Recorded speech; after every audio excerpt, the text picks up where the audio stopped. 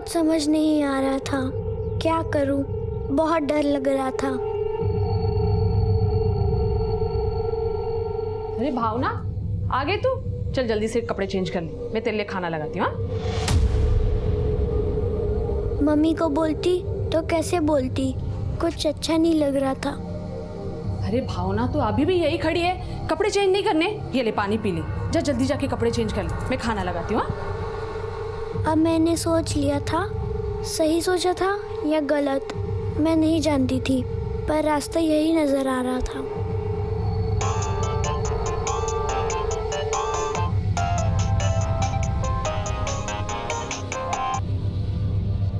अरे भावना, किसे फोन लगा रही थी? अरे भावना सुन तो सही।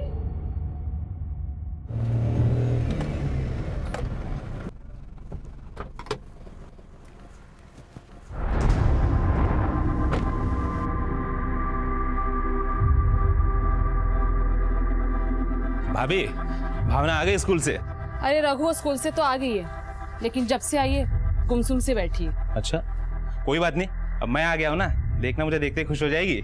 तुम जाके बात करो, मैं कपड़े समेट के आती हूँ। हाँ जी भाभी। क्या हुआ भावना बेटा? छोड़ दीजिए मुझे, दादा मुझे कुछ नहीं चाहिए।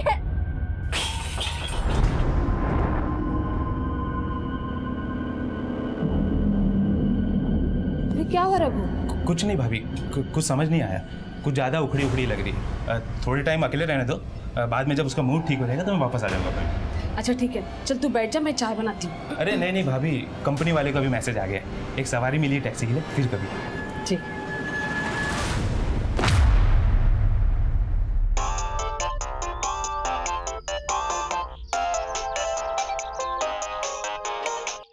बीना, तुम्हें मालूम है ना कि हम ड्यूटी पर फोन नहीं उठा सकते।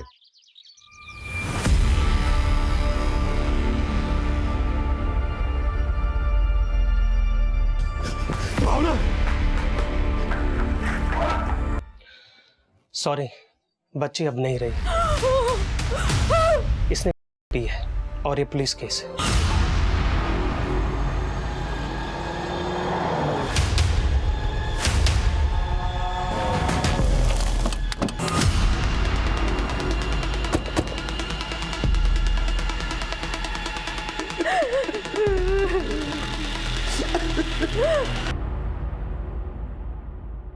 देखिए ना सर, हमारी बच्ची को क्या हो गया? मेरी बच्ची, मेरी बच्ची,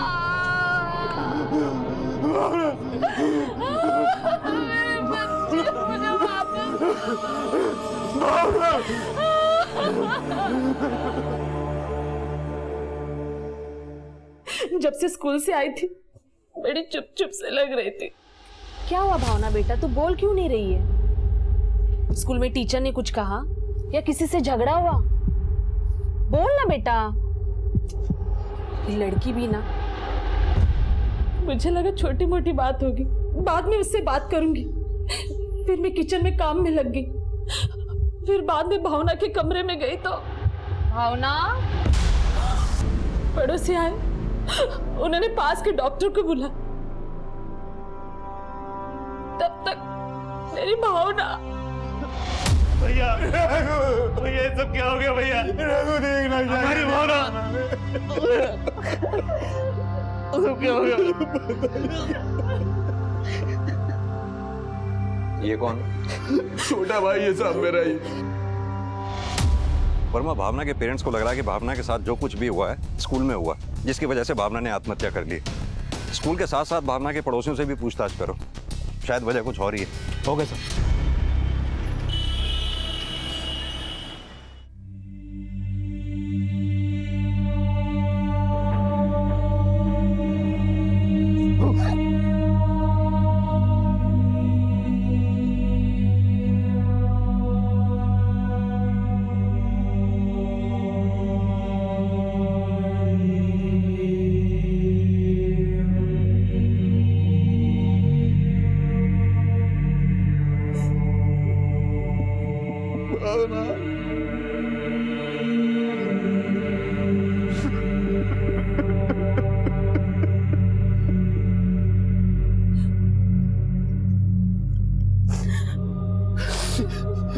कितना खिलखिलाती थी वो,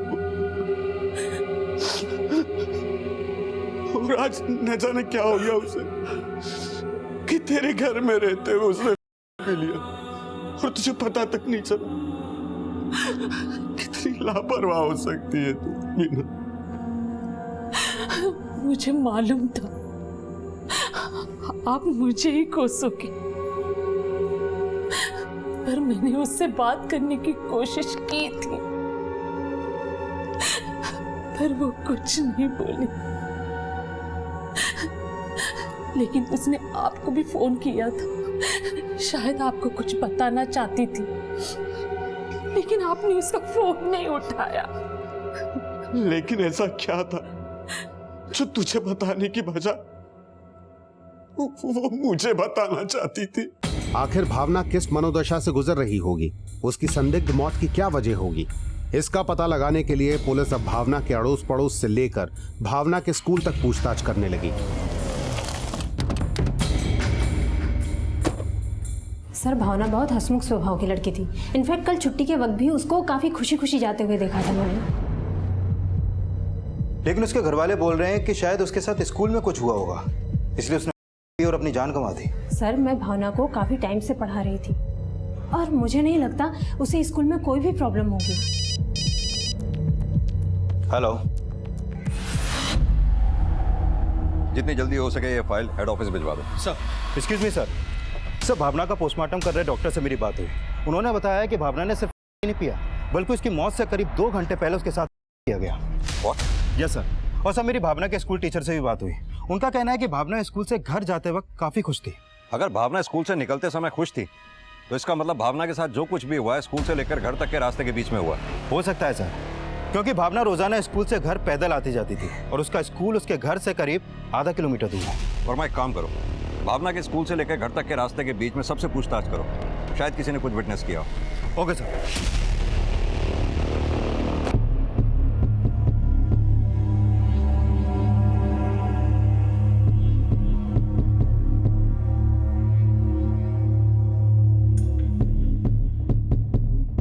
क्या भावना के साथ? जी, क्या आपको किसी पे शक है या आस पड़ोस में कोई ऐसा जो भावना के साथ? साहब, हमारी समझ में तो कुछ नहीं आ रहा। अच्छा, एक बात बताइए, भावना के स्कूल से आने के बाद क्या कोई घर में आया था? सब भावना के चाचा के अलावा और कोई नहीं आया था। ये भावना का चाचा रघु आप लोगों के साथ रहता है? नहीं साहब, वो अलग रहता है। भावना की माँ के बयान से ऐसा लग रहा है कि भावना के साथ जो कुछ भी हुआ वो भावना के चाचा रघु की वजह से हुआ है, क्योंकि भावना के स्कूल से आने के बाद अचानक से वो घर आया और फिर अचानक से घर से चला भी गया। कि भावना के चाचा रघु के बारे में अच्छी तरह से पूछताछ करो। Okay sir.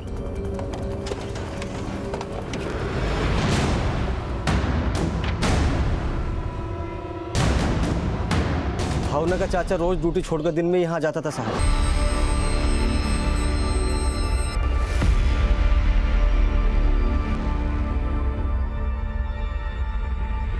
सर, भावना का चाचा रघु हेलो कैब के लिए टैक्सी चलाता है। जब मैंने उसका कॉल रिकॉर्ड चेक किया तो पता चला कि भावना के स्कूल की छुट्टी के टाइम उसका फोन भावना के स्कूल वाले एरिया में ही एक्टिव था।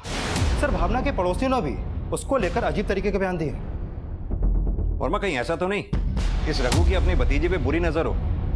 जो कांड वो घर पे नहीं कर पाया उसने बाहर करने की सोची हो, इसलिए भावना की स्कूल की छुट्टी के समय वो अपनी कैब लेकर वहां पहुंचा और भावना को कैब में बैठा के उसके साथ दुष्कर्म किया हो। और भावना जब घर पहुंची उसके पीछे पीछे ये रघु भी पहुंच गया हो। वर्मा, मुझे तो लगता है कि भावना को लाने में भी इसी रघु का हाथ है, क्योंकि हो सकता है रघु को यह डर था कि भावना उसकी करतूतों के बारे में कहीं अपने पेरेंट्स से ना बता दे। ये रघु जहां कहीं भी है इसे उठा के ले आओ। Okay sir. भाई साहब, काश आप फ़ोन उठा लेते तो शायद भावना आपको अपनी परेशानी बता सकती। मुझे तो कुछ बताया ही नहीं उसने।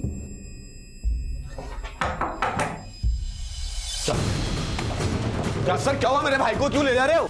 अरे साहब, क्या हुआ? अरे साहब, आखिर बताइए तो सही, आप मेरे भाई को लेकर क्यों जा रहे हो? हमें आपके भाई पर शक है, शायद इसी ने भावना किया। नहीं साहब, नहीं साहब,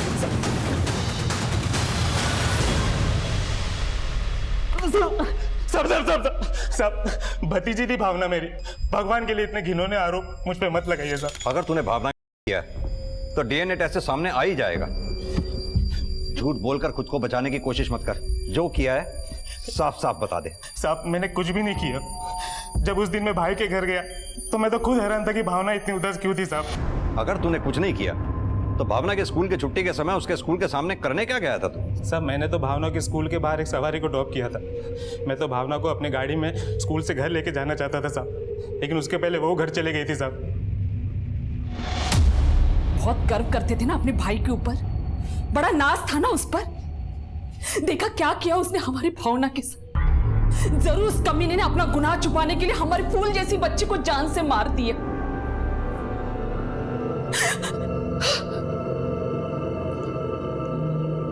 मेरी फूल जैसी बच्ची को मार दिया।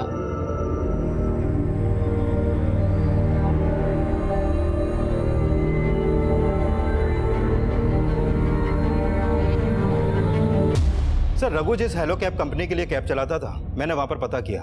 भावना की संदिग्ध मौत वाले दिन रघु ने वाकई में भावना के स्कूल के पास के एरिया में एक पैसेंजर को ड्रॉप किया था। लेकिन वर्मा, इससे यह साफ नहीं होता कि रघु ने भावना नहीं किया था। यस, रघु का डीएनए टेस्ट करवाओ। Yes sir. सर, भावना जिस स्कूल में पढ़ती थी उसके एक क्लासमेट के फादर आपसे मिलना चाहते हैं। बैठिए। कहिए क्या कहना चाहते हैं आप? सर, मैं भावना के पास वाले मोहल्ले में रहता हूँ। पिछले 3-4 दिनों से मेरी बेटी आस्था काफ़ी गुमसुम सी रहती थी सर। स्कूल जाने से भी डरती थी। हमें लगा कि शायद स्कूल ना जाने का कुछ बहाना बना रही हो, इसलिए उसकी माँ ही पिछले 1-2 दिन से उसे छोड़ने और लेने जाया करती थी। लेकिन सर कल अचानक उसने पेट दर्द होने की शिकायत की। क्या हुआ बेटा? क्या हुआ? बहुत दर्द हो रहा है पेट में। कुछ नहीं हुआ, कुछ नहीं हुआ। रोना नहीं। चलो आजा। सर, जब हम आस्था को लेकर हॉस्पिटल गए तो डॉक्टर ने बताया कि उसके साथ हुआ है। और सर, जब हमें पता चला कि भावना के साथ भी ये सब हुआ था और उसने सुसाइड कर लिया, तो मैं आपको बताने चला आया सर। आपकी बेटी ने कुछ कहा? उसके साथ ये सब किसने किया? सर, वो कुछ नहीं बोल रही है। जब से हॉस्पिटल से आई बस पत्थर बनी हुई है सर।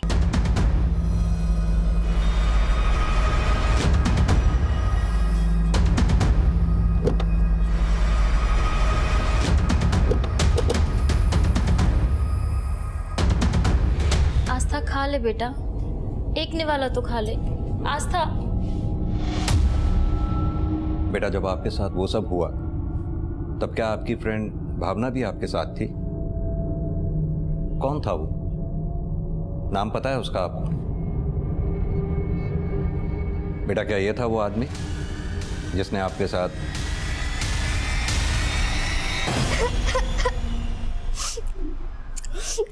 चुप हो जा, चुप हो जा बेटा, बस। ये बच्ची आस्था अभी भी कुछ कहने की हालत में नहीं है। वर्मा, हो ना हो, इन दोनों बच्चियों के साथ जो कुछ भी हुआ वो स्कूल से घर तक के रास्ते के बीच में ही हुआ है।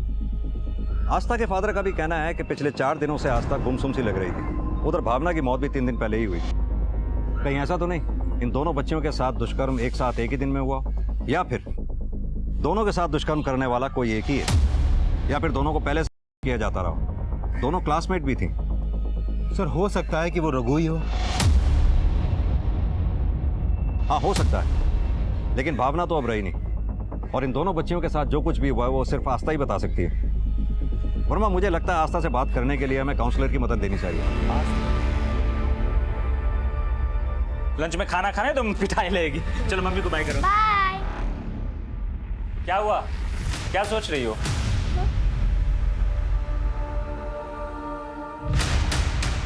मैं फाल्गुनी को स्कूल छोड़कर आती हूँ।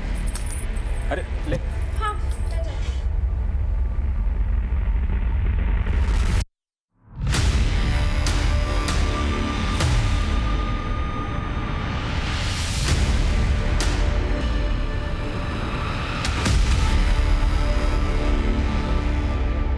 ये हो गई अवनी की चोटी भी फिट और स्कूल यूनिफॉर्म भी। पापा, आप मेरी दोस्त त्रिशाला के लिए भी ऐसी यूनिफॉर्म सिल दोगे? हाँ हाँ, क्यों नहीं। पापा, उसका ड्रेस का नाप लेने के लिए आपकी दुकान पे ले आओ। हाँ हाँ, जरूर ले आओ, लेकिन उससे पहले मैं तुझे स्कूल तो छोड़ दूं। अग्नि बेटा, जरा ध्यान से लेके जाओ। हाँ चलो। चलो आ जाओ आ जाओ। हाँ अब सुनो, शाम को मैं लेने आऊंगा, मस्ती बिल्कुल मत करना, समझी? Bye bye. बाय अम्मी। हाय विशाला। Bye bye. विशाला, मेरी यूनिफॉर्म पापा ने सिली है।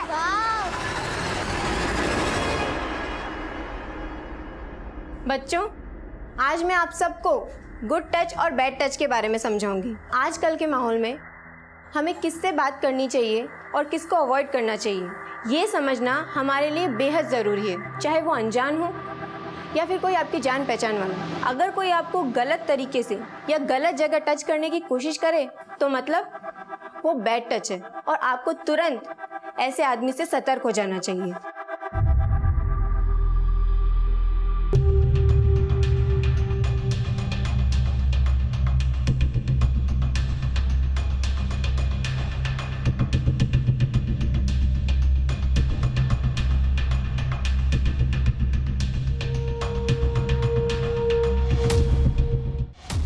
सर, आस्था उस हादसे के ट्रॉमा से अब तक बाहर नहीं आ पाई है। उससे फिलहाल हमें जो भी जानकारी मिली है उससे हमें बस इतना ही पता चला है कि जिस किसी ने भी उसका किया है उसने रेड कलर की जैकेट और ब्लू कलर की जीन्स पहनी हुई थी।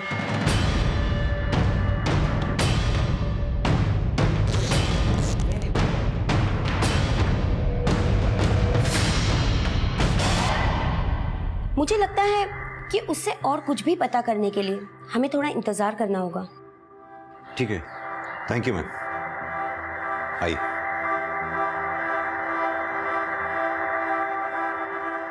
सर, डीएनए एग्जामिन करने वाले डॉक्टर का कॉल आया था। भावना की बॉडी पे जो डीएनए सैंपल्स मिले थे वो रघु के डीएनए से मैच नहीं करते हैं। यानी कि भावना और आस्था का करने वाला कोई और ही है। वर्मा, आस्था ने कहा था कि जिस किसी ने भी उसके साथ दुष्कर्म किया था उसने लाल रंग की जैकेट और ब्लू कलर की जीन्स पहनी थी। क्यों ना सर हम उस एरिया के सीसीटीवी फुटेज दोबारा से चेक करें। हो सकता है कि वारदात के दिन वहां कोई ऐसा आदमी कैप्चर हुआ हो जिसने रेड जैकेट और ब्लू जीन्स पहन रखी हो।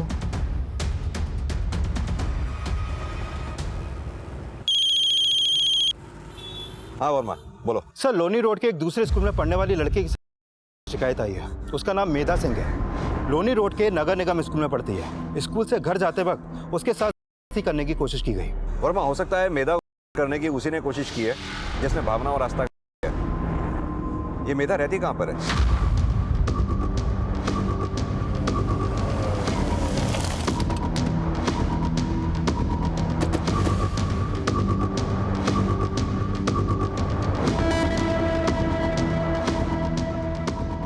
सुनो, ये मेधा का घर कौन सा है?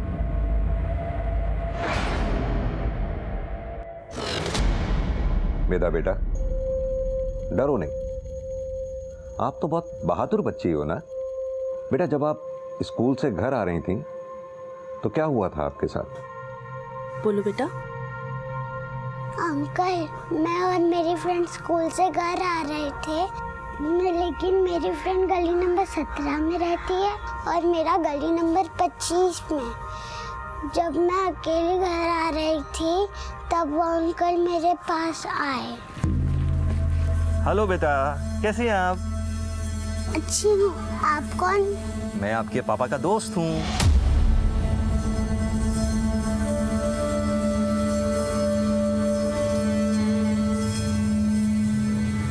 अंकल, फिर मैंने घर आके पापा को सब कुछ बता दिया। फिर पापा ने बोला कि वो उनके दोस्त नहीं, कोई बुरा आदमी है। अच्छा बेटा, वो देखने में कैसा था? अच्छा, उसने क्या पहना था? रेड जैकेट और ब्लू जीन्स थी।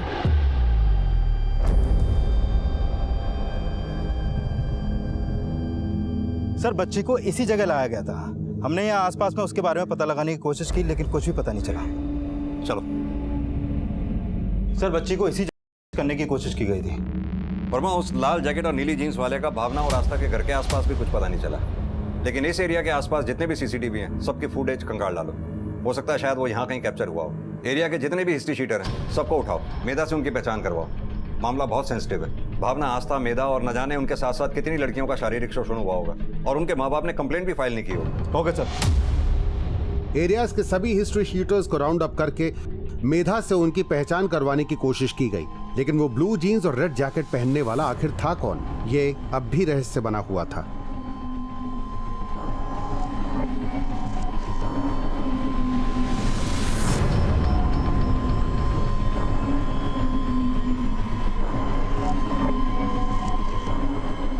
सर, जिस दिन मेधा को किया था उस दिन ये रेड जैकेट और ब्लू जीन्स पहना हुआ आदमी शादरा के एक सीसीटीवी में कैप्चर हुआ था, लेकिन इस फुटेज में इसका चेहरा क्लियर नहीं दिख रहा सर।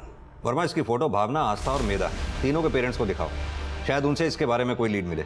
इसकी फोटो सभी थानों में सर्कुलेट करवा दो। Okay sir.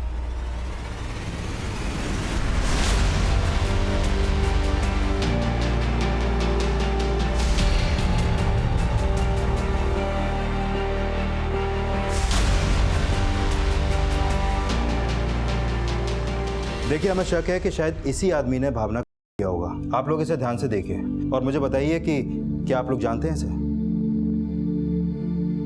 नहीं सर।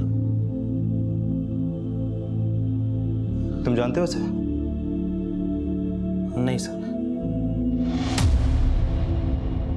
नाश्ता करो, फिर होमवर्क भी करना है। मम्मा। आ गए आप?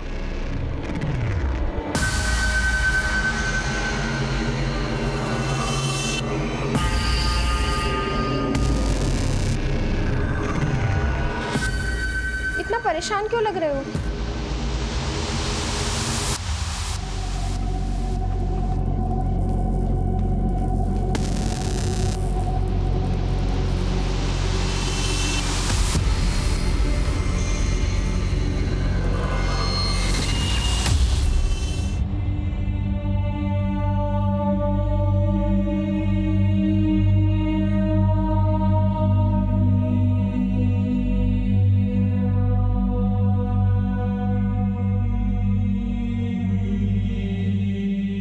सर, भावना ही नहीं बल्कि मेधा और आस्था के पेरेंट्स ने भी उस रेड जैकेट और ब्लू जीन्स वाले आदमी को नहीं पहचाना है।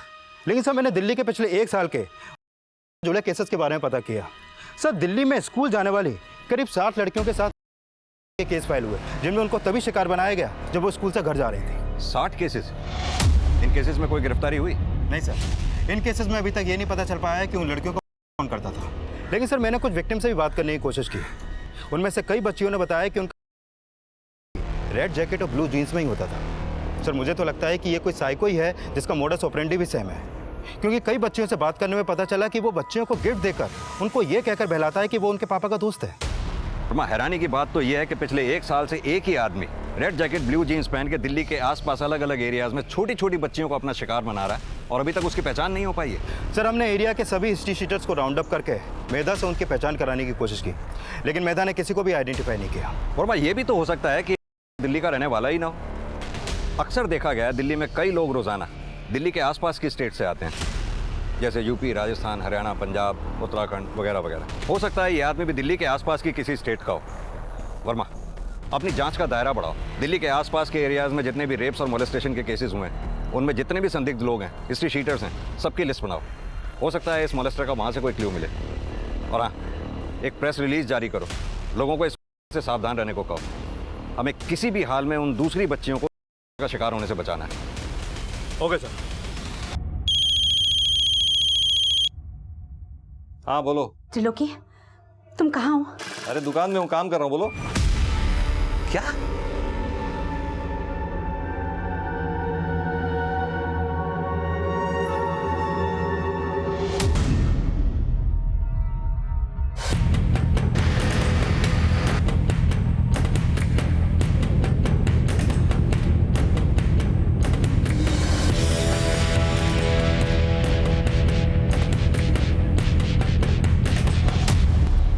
सर, मैंने यूपी, राजस्थान, दिल्ली, हरियाणा, पंजाब और उत्तराखंड के 27 ऐसे लोगों की लिस्ट बनाई के केस में अंदर हुए थे और कुछ सस्पेक्ट जो अभी तक पकड़े नहीं गए। सर, इनमें से कुछ ही के फोटोज हमें मिले हैं, लेकिन सर इनमें से मैंने 3 के फोटो उस रेड जैकेट और ब्लू जीन्स वाले आदमी के साथ मैच किए। सर, इन तीनों का कदकाठी हूबहू इस आदमी से मैच करता है।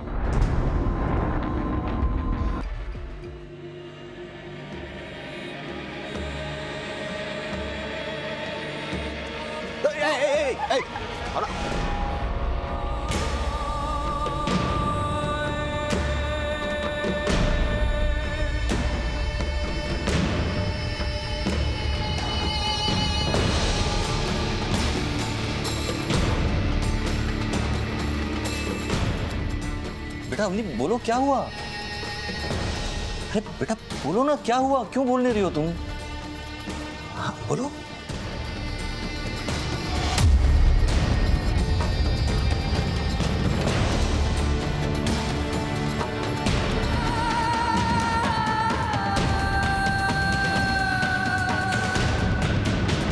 बोल, तूने किया ना सब? बोल। मैंने नहीं किया, माँ कसम, मैंने नहीं किया।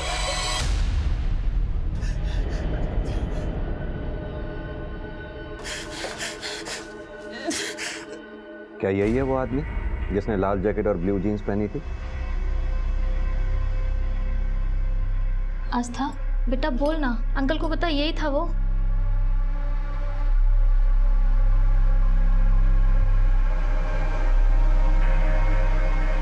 ये बेटा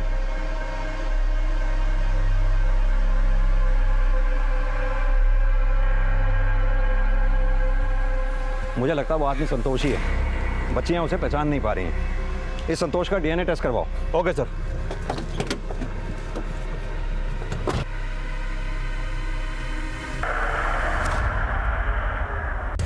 साहब मैं जब से बाहर आया हूँ मैंने कोई गलत काम नहीं किया साहब, माँ कसम। तूने कुछ किया है या नहीं किया है तेरे डीएनए टेस्ट से पता चल ही जाएगा। मुझे लगता है आप लोगों को मेरे बारे में कोई गलतफहमी हो गई है। वो लाल जैकेट और नीली जीन्स वाला आदमी मैं नहीं हूँ सर, माँ कसम मैं नहीं हूँ। लेकिन हाँ सर वो अजय हो सकता है। अजय कौन? अजय कुशवाहा? हाँ जी सर वही। हम दोनों जेल में एक साथ सजा काट रहे थे। मेरी सजा पूरी हो गई तो मुझे रिहा कर दिया, लेकिन वो पैरोल जंप करके भाग गया सर। कतई काया आदमी है सर वो। मुझे लगता है कि वही आदमी है जिसे आप ढूंढ रहे हो। कहाँ मिलेगा ये अजय? बिजवासन में डेरा जमाए बैठा है। बिजवासन में कहाँ?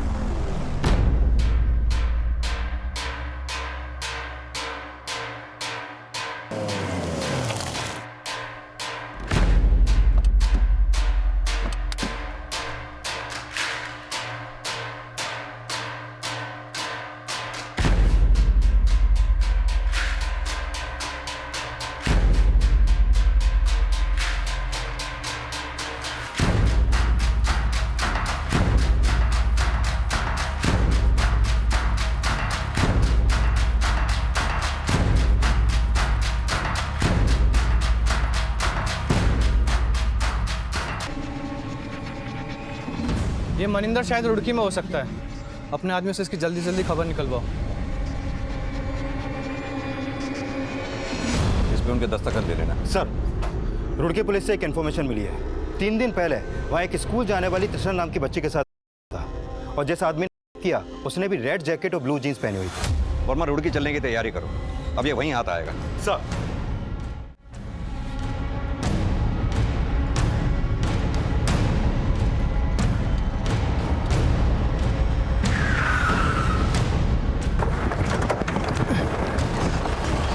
सर इधर सर। अंकल उस दिन स्कूल में जल्दी छुट्टी हो गई थी, इसीलिए मैं और मेरी फ्रेंड अवनी अकेले घर आ रहे थे। अगर वो मुझे अलाउ करेंगे तो मैं भी तेरे साथ शिमला आऊंगी।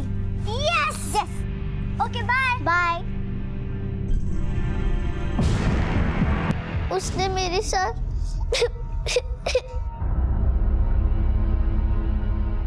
सर इस बच्ची त्रिशाला के साथ ही नहीं, इसके दोस्त अवनी के साथ हुआ था। क्या? हाँ सर। सर त्रिशाला केस का जब हमें पता लगा था तो उसी के साथ हमें अवनी के केस के बारे में पता लगा। सर मुझसे पूछताछ करने के लिए उसके घर भी गए थे, लेकिन उसकी फैमिली ने केस फाइल करने से मना कर दिया था। साहब हमें कोई केस नहीं करना है, हमारी बेटी की इज्जत का सवाल है। आप लोग प्लीज चले जाइए। देखिए आप हमारा विश्वास कीजिए, हम आपकी बच्ची का नाम मीडिया में डिस्क्लोज नहीं करेंगे। उसका मेडिकल करवाना बहुत जरूरी है। हमें कोई मेडिकल नहीं करवाना है। आप लोग प्लीज यहाँ से चले जाइए, मैं हाथ जोड़कर कहती हूँ। गुप्ता जी अक्सर ऐसे केसेस में पेरेंट्स अपनी इज्जत बचाने के लिए केस फाइल करने से मना कर देते हैं। लेकिन सर हैरानी की बात तो यह है कि जो आदमी दिल्ली में बच्चियों को रहा था उसका दायरा यहाँ रुड़की तक भी है। वर्मा हो सकता है जिसे हम दिल्ली में ढूंढ रहे हैं वो हमसे डर के यहाँ रुड़की में आ गया हो, या फिर ये भी हो सकता है वो दिल्ली का नहीं यहीं रुड़की का हो, दिल्ली उसका रोज आना जाना हो। गुप्ता जी माना कि अवनी के पेरेंट्स ने केस फाइल करने से मना कर दिया, लेकिन वी नीड दैट मैन जिसने रुड़की में ही नहीं दिल्ली में भी कई बच्चियों को अपना शिकार बनाया। उसका फोटो भी हमारे पास कैप्चर हुआ था। आप पता लगाइए कि वो कौन था। जरूर सर।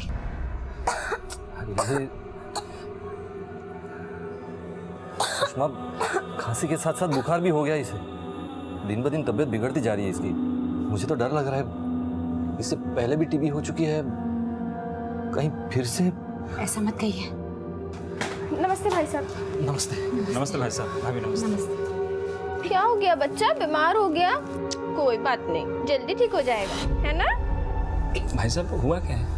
कुछ समझ में नहीं आ रहा प्रमोद जी। देखिए ना, अवनी की तबीयत दिन ब दिन और बिगड़ती जा रही है। मुझे तो लग रहा है इसे दिल्ली के अस्पताल लेकर जाना पड़ेगा।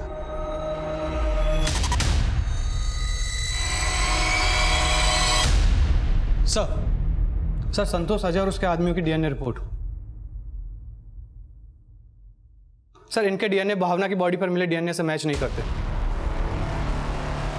और इस मनिंदर की कोई अपडेट? सर खबरों को काम पर लगा रखा है, लेकिन अभी तक कोई इन्फॉर्मेशन हाथ नहीं लगी। ठीक है, तुम जाओ। सर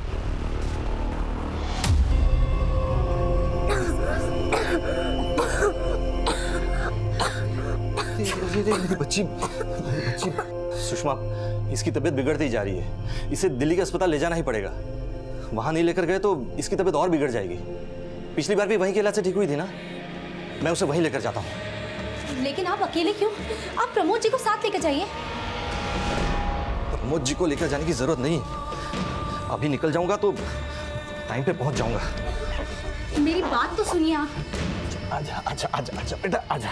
हम दिल्ली जाएंगे, दिल्ली के अस्पताल में सब ठीक हो जाएगा। हाँ, चिंता मत कर।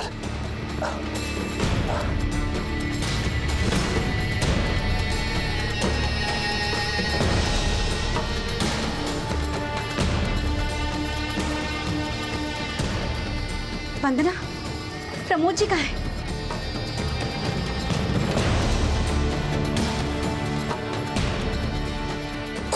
डॉक्टर साहब कैसी है ये? मेरी बच्ची ठीक तो हो जाएगी ना डॉक्टर साहब? आप बाहर जाइए, हम देखते हैं। नर्स इंजेक्शन की तैयारी करो।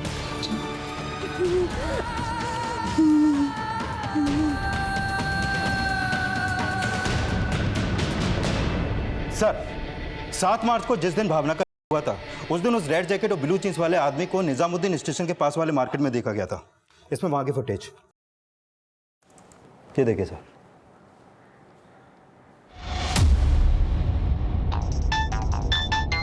Excuse me sir. हेलो।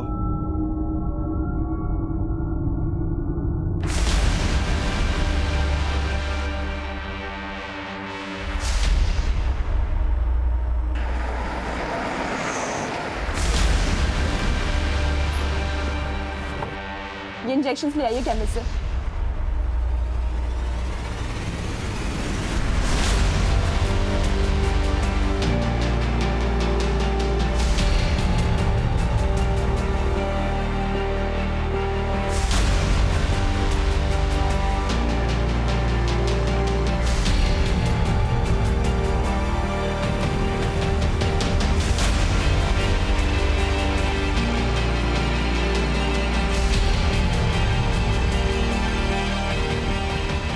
आप बता क्यों नहीं रहे, कहाँ है वो?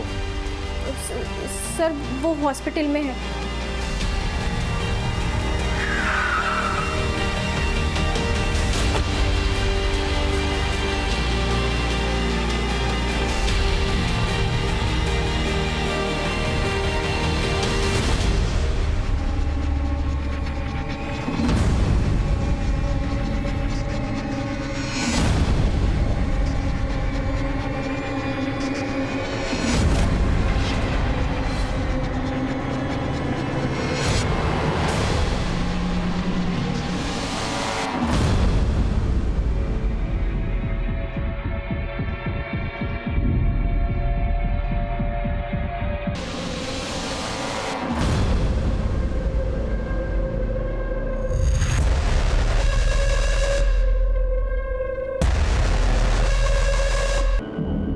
सर तिलोक भाई साहब पहले दिल्ली में ही रहते थे। घर में इतनी अच्छी बीवी और एक प्यारी बच्ची होने के बावजूद सर पता नहीं उनका कैसे दिमाग खराब हो गया जो वो ये सब गंदा काम करने लगे। आपके भाई ने एक तो नहीं बल्कि कई लड़कियों को, और आप सब कुछ जानते हुए भी उसे अब तक बचा रहे थे। साहब उन्होंने कहा था कि उन्होंने सब कुछ छोड़ दिया है। दिल्ली में कई लोगों ने त्रिलोकी जी की शिकायत की कि उन्होंने उनकी बच्चियों के साथ, हमारी बहुत बदनामी हो रही थी। एक बार उन्हें पुलिस भी पकड़ कर लेकर गई। फिर मैंने उनकी बहन और इनके पति प्रमोद जी को बताया। शर्म कीजिए भाई साहब, आपकी खुद की छोटी सी बच्ची है और आप खुद ही। प्रमोद जी, मैं भगवान की सौगंध खाता हूँ, ऐसी गंदी हरकत फिर कभी नहीं करूँगा। सर, त्रिलोक भाई साहब बहुत अच्छे टेलर थे, इसलिए प्रमोद जी ने उन्हें कुछ रकम उधार देकर एक टेलर की दुकान खुलवा दी और ये घर किराए से भी दिलवा दिया था। हमें लगा कि वो सुधर गए हैं, लेकिन सर जब हमने अखबार में 2 बच्चियों की खबर पढ़ी तो हमें शक होने लगा। साहब वो हर शुक्रवार या शनिवार को दिल्ली टेलरिंग का सामान लेने के लिए जाते थे। फिर प्रमोद जी उन पर नजर रखने लगे। तो अवनी की दोस्त त्रिशाला के साथ भी, उसने अपनी बेटी अवनी के साथ भी? नहीं साहब नहीं, मैं कसम खा के कहता हूँ, मैं अपनी बेटी के साथ कुछ नहीं किया मैंने सर। साहब अवनी के साथ कुछ नहीं हुआ था, बल्कि उसे पता चल गया था कि उसकी दोस्त त्रिशाला का उसके पापा ने किया है, क्योंकि वो जानती थी कि रेड जैकेट और ब्लू जीन्स उसके पापा के पास थी। इसीलिए मैंने ये बात फैलाई कि अवनी का भी हुआ है, ताकि त्रिलोकी जी ना पकड़े जाए। मैंने अवनी को बोला कि अगर हमने ऐसा नहीं किया तो पुलिस पापा को अरेस्ट कर लेगी। उसने मेरी बात मान ली, लेकिन उसे इस बात का इतना बड़ा धक्का लगा कि उसके पापा ये सब। मुंडी मत चुका, ये बताओ और कितनी बच्चियों का शिकार बनाया तूने? बोल। बहुत है साहब,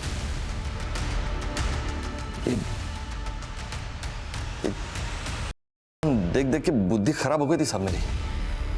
मैंने सब छोड़ दिया था साहब, सब छोड़ के रुड़की आ गया था मैं। फिर एक दिन रेड जैकेट और ब्लू जीन्स पहन के दिल्ली गया था काम से।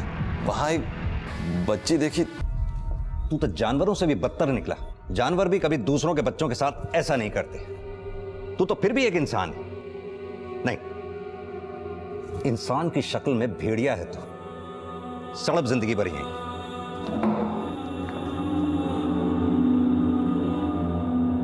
त्रिलोकी ने हमेशा अपने परिवार को शर्मसार किया, लेकिन फिर भी उसके परिवार ने उसे बचाने की कोशिश की। कहते हैं जब दूसरों को तबाह करने वाला हमारी ही चौखट के अंदर हो तो उसे बचा के तबाही ही हाथ लगती है।